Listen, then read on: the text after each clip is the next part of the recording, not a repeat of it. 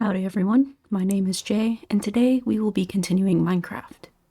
In the last video, I found a good area to build my base and wanted to go ahead and start getting the materials for the foundation. But before I do that, I want to travel in different areas of the ocean and see if I can find a village.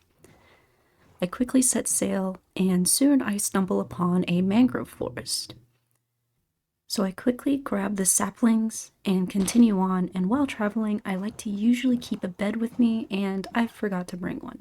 So I kill some sheep and go ahead and make myself a bed, then travel through the savannah. While traveling through the savannah, I mine materials on the surface that I'm able to grab, then head back to the ocean and find an abandoned shipwreck. As I'm looting the shipwreck, I eventually stumble on the chest with the map, and I'm not sure if it's just my game or if other people have this problem, but my map messes up and I'm not able to find the buried treasure map.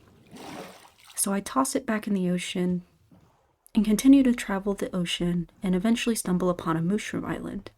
This was really good because I might decide that I want to do a project using the mycelium, so I grabbed the coordinates quickly before heading off. I stumble upon land and I decide to travel it for a bit to see if I can find any villages in the savannah, and while crossing the water to get to a different part of the savannah, I eventually stumble upon a village.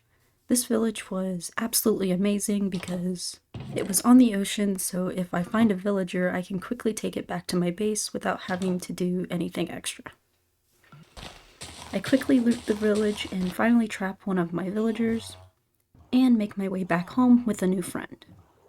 Once I get back home, I leave the villager in a boat, and I forgot to build a wall around him, like I should have done so that he didn't turn, but luckily he was safe and didn't turn into a zombie later.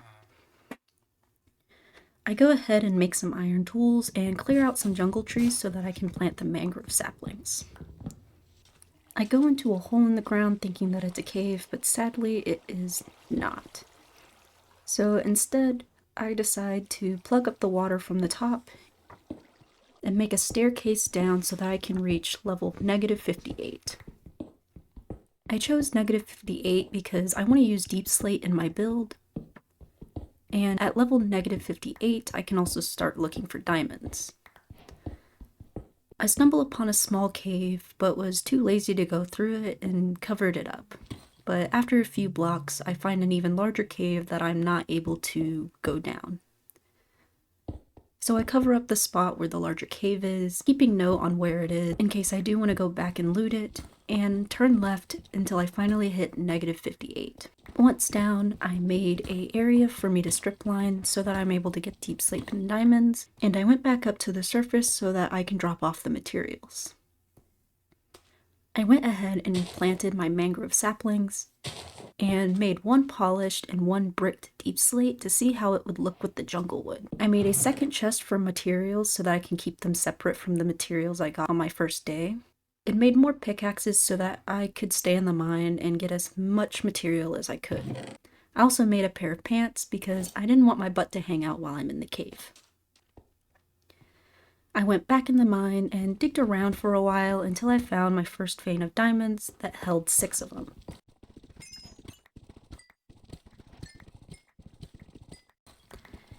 A little bit further down, I found another 4, and then further down, I found 4 more. I took a short break from mining and ate some bread, and while eating, I almost had a heart attack from the sounds I heard.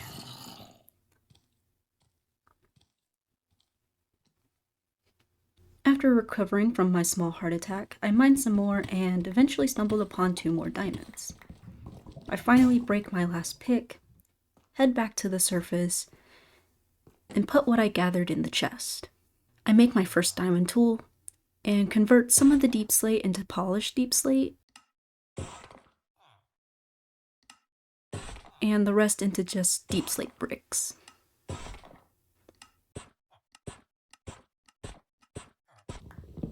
I collected more wood for the base,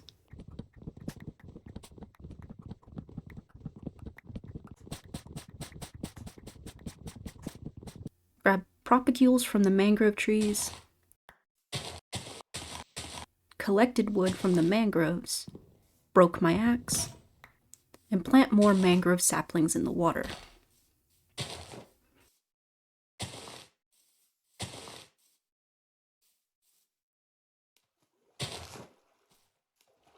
I organized the materials for my base, and I finalized the palette that I think I would like the best. I decided to turn the jungle planks into slabs because it will use less material, and I built out 9 blocks from the shore.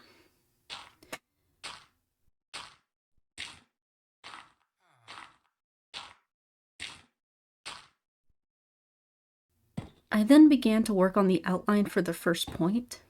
And before we go into a montage, I kind of want to explain a bit better on what this outline is going to look like. So the outline of the base is going to be made up of deep slate bricks, and on the inside is going to be jungle wood. The points are going to be circular with a 25 block diameter, and they're going to be connected by one larger circle that is made of 35 blocks in diameter. I eventually want the points to connect with pathways instead of just having to go down the middle. I hope that was a better explanation, and if it was worse than the first explanation, hopefully after building, you'll understand what I mean. Now, on to the montage.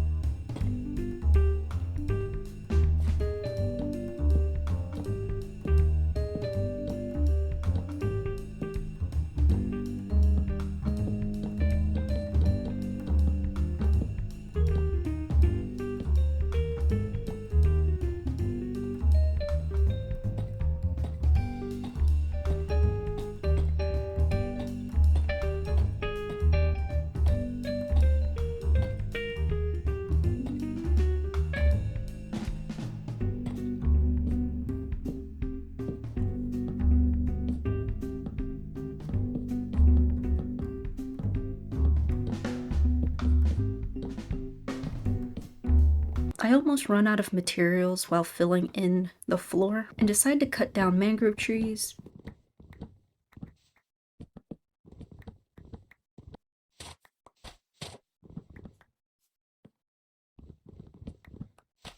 Broke my axe and made a diamond axe instead. I cut more jungle trees down. Now with more materials, I can finally continue working.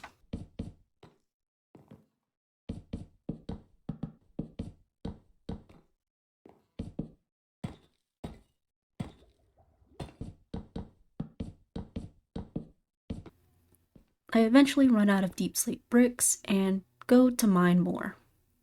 I make a shield and finish making the outline.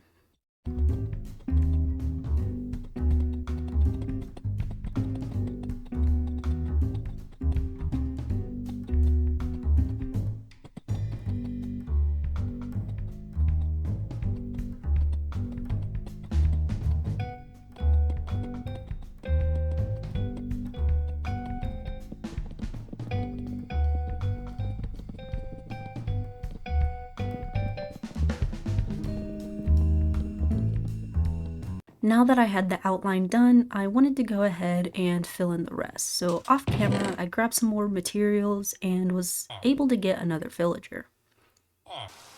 I then started on making the pathways to connect the points together and filled them in until they hit the center. I cut down more trees, found a ruined nether portal, and finished filling in the paths.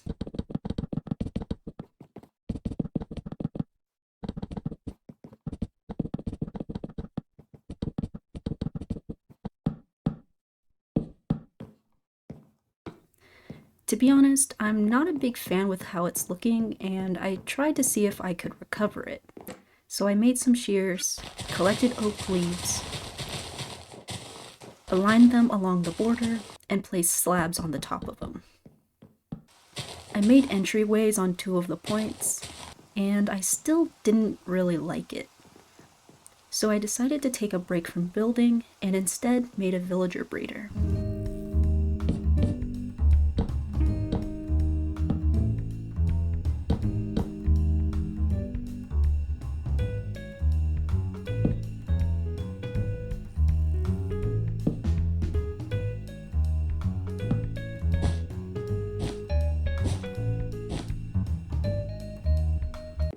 I tried to get the villagers into the breeder once I finished it, but it took a lot longer than it should have, but eventually finally got them where they needed to be. At first, I didn't think it worked, which is weird because I've used this type of breeder before, but eventually little babies were popping out. After working on the villager breeder, I decided to go ahead and start making a farm so I had a steady source of food and a way to breed the villagers whenever I wanted to. I worked on many designs, but I couldn't stick with a design that I really liked, but eventually I found one that I think I'll be okay with, but it might change later.